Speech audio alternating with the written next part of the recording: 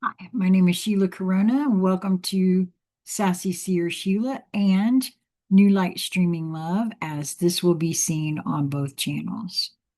This is The Day My Father Almost Died by Jason Gray. My father's name was John Arnold Gray. For some reason, everyone called him Jack Gray. He was born on January 17th, 1951, into a world that must seem almost unrecognizable now. A slower world, a quieter world, a world of prairie winters, handwritten letters, small town cafes, gravel roads, family farms, and people who still fixed things with their hands instead of replacing them. His roots stretched deep into the soil of Manitoba long before I was ever born. My great great grandfather arrived from Forfar, Scotland. That's interesting.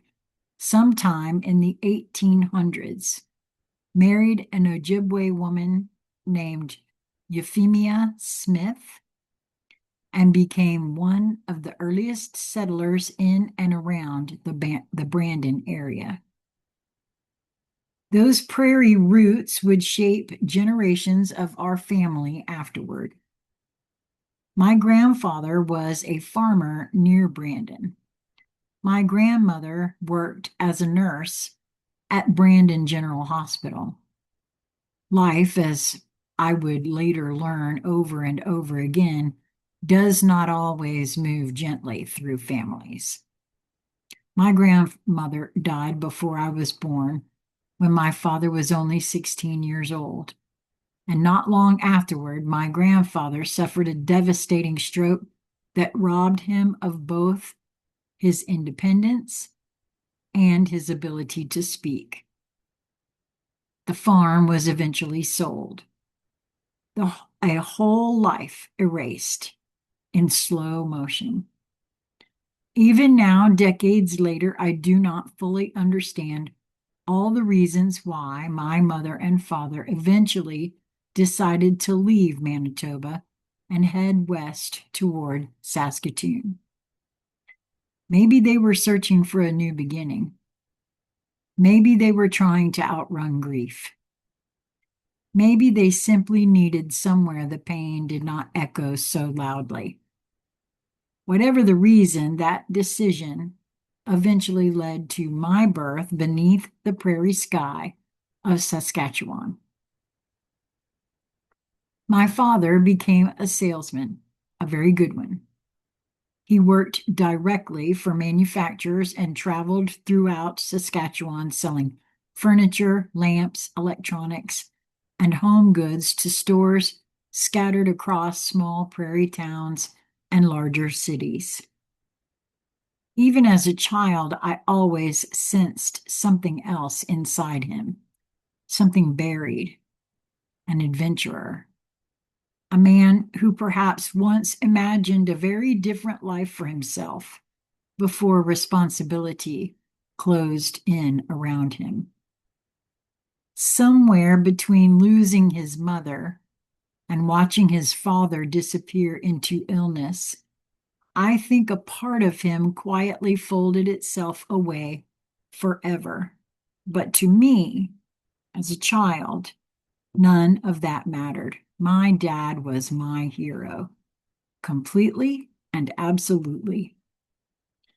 In the summer of 1983, when I was 8 years old, there was nothing in the world more exciting to me than traveling with him on the road.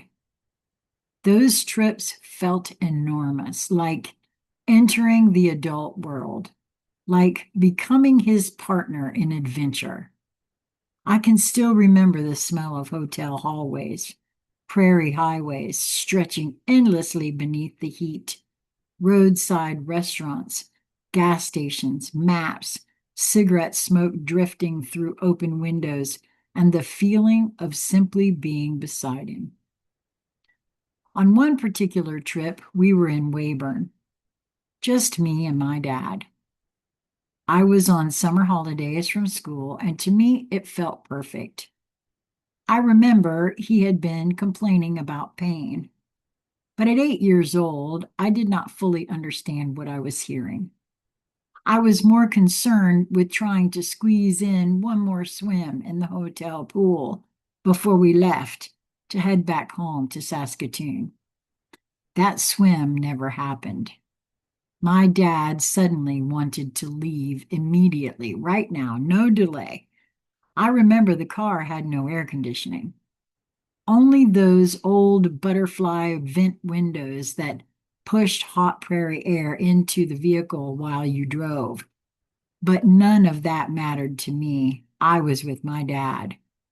That alone made everything feel safe at first. Then, somewhere along that highway, I realized something was terribly wrong. My father asked me if I thought I could drive the car. Of course I could. I was 8, remember? That is how children think. Fear and confidence somehow existing together. These were the days before cellular telephones, before GPS, before instant communication, just endless highway and prairie sky. I asked him what was wrong. I will never forget the look he gave me. Never. Even now, more than 40 years later, I can still see it. Pain, fear, exhaustion, and something else beneath it. The look of a man trying desperately to stay conscious for his child. Then he lifted his pant leg. From the knee down, his leg was deep purple, almost black. Suddenly, childhood disappeared for me in an instant. I was terrified, absolutely terrified. I was also strangely calm at the time. I kept telling him everything was going to be okay while we continued driving down toward the highway toward Regina. I started watching desperately for hospital signs, and then I saw them, the blue signs with the white H on them.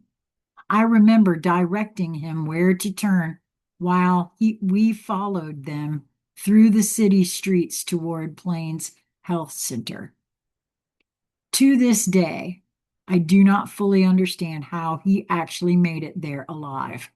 My father was barely conscious by the time we reached the parking lot. I ran inside alone, 8 years old, and told the nurses my dad was in the car and needed help immediately. What happened next has stayed with me forever. Those nurses and hospital staff moved instantly. No hesitation, no confusion, pure action, pure humanity. Wow,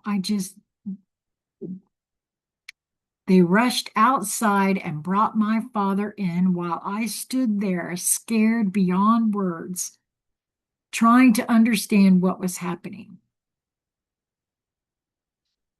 He needed emergency triple bypass surgery at 32 years old. 32. Now that I am older, that number haunts me because 32 no longer sounds old to me. It sounds heartbreakingly young. My mother was still hours away in Saskatoon and had no idea what was happening. And suddenly, I found myself completely alone inside that hospital, or at least I thought I was. The nurses, volunteers, and staff there did something I have never forgotten. They took care of me. And this is what I mean. When I have said before, that is the true core of humanity. It is not It is not rat race. It is not that. It is neighbor helping neighbor. They took care of me, truly took care of me. They fed me, played games with me, talked to me, kept me occupied, comforted me, protected me from the terror of the moment as best they could. I did not know if I would ever see my father again, and they kept telling me everything was going to be okay. That day changed me forever, literally. When a child sees mortality that closely for the first time, something permanent happens inside them. I know that's true. The illusion of safety breaks. The illusion that parents are invincible disappears. The world changes shape. My father survived, barely. Those people in that hospital saved his life, and I know with absolute certainty that if we had arrived even a few minutes later, he would not have made it. Sometimes I sit quietly now and think about how fragile existence truly is, how entire bloodlines, futures, memories, children, grandchildren, and entire lives can hang suspended on mere minutes.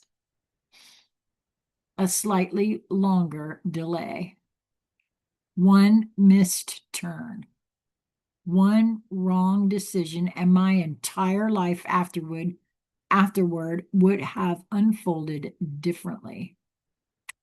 Everything I became, everything I wrote, every memory I carry, every person I loved, all of it balanced on that drive toward Regina, I'm not sure how that's pronounced actually, in the summer of 1983, while an 8-year-old boy watched his father fight to stay alive beside him on a Saskatchewan highway.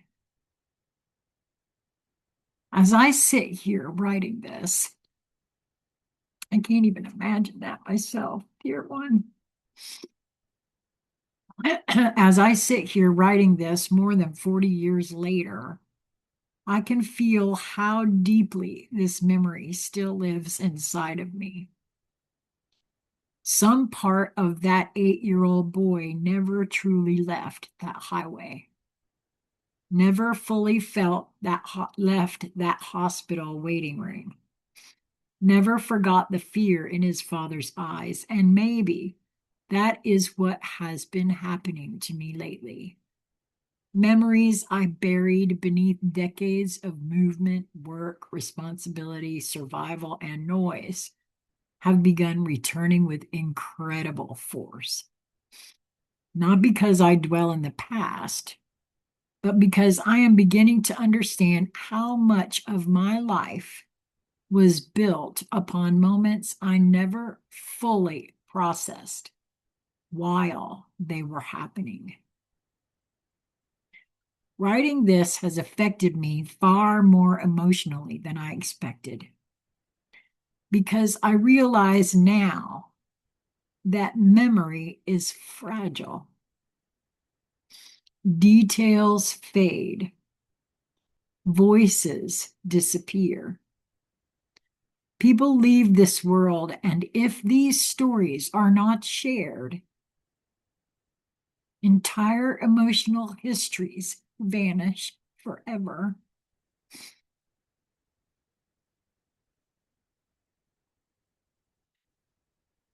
I think that's true. I think part of me understands now that time is moving differently, faster. Before these moments disappear into silence completely, I want to tell them. Not only for myself, but for my children, for my family, whatever is left of that, and for anyone who remembers what those years felt like. This is only one memory, one story, one moment among thousands that shaped my life and the man I eventually became. And for the first time, I think I am finally ready to begin telling them. Jason Gray.